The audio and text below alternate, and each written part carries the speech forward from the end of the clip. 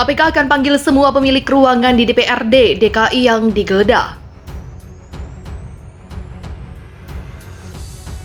Misalnya angkanya sesuai dengan APBD itu ada surat putusan nomor 405 itu besarannya kurang lebih 1,8 triliun.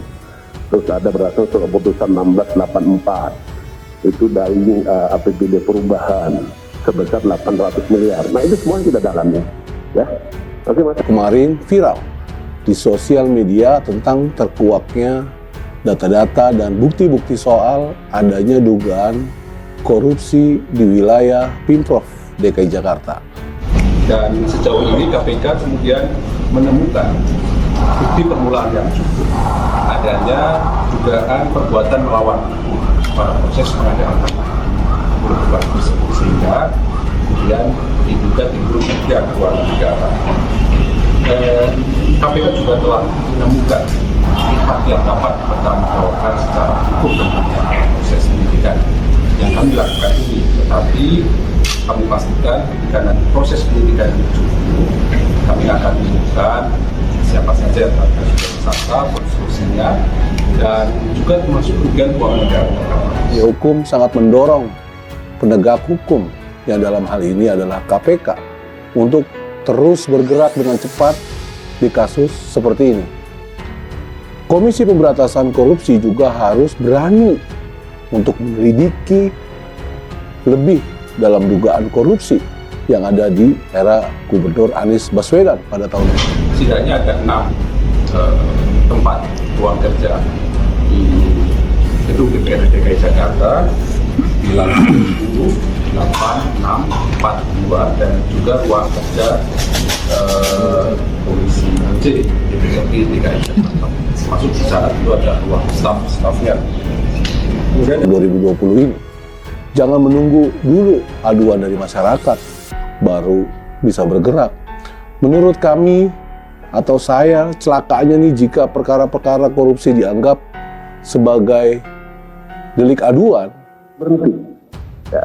Jadi tentu kita akan dalami termasuk dengan berapa sesungguhnya anggaran yang diterima oleh BMD Sarajaya.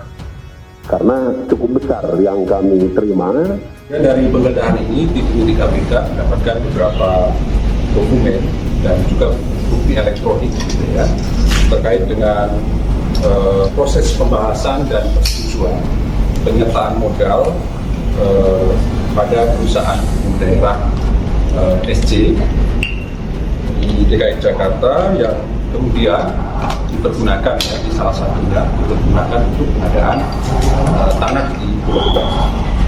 Karena jika begitu berarti aparat baru bergerak ketika ada laporan atau pengaduan. Lalu berarti logikanya jika tidak ada yang mengadu para koruptor-koruptor itu, maka bisa dengan tenang melenggang bebas. Ini harus menjadi konsen lebih bagi kita semua. Tidak boleh tinggal diam, menunggu, berlarut-larut, dan harus segera diusut sampai ke akarnya.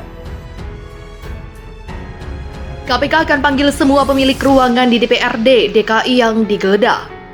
Komisi Pemberantasan Korupsi akan memanggil Ketua DPRD Jakarta Prasetyo Edy Marsudi dan anggota DPRD Jakarta M. Taufik dan semua pemilik ruangan yang digeledah.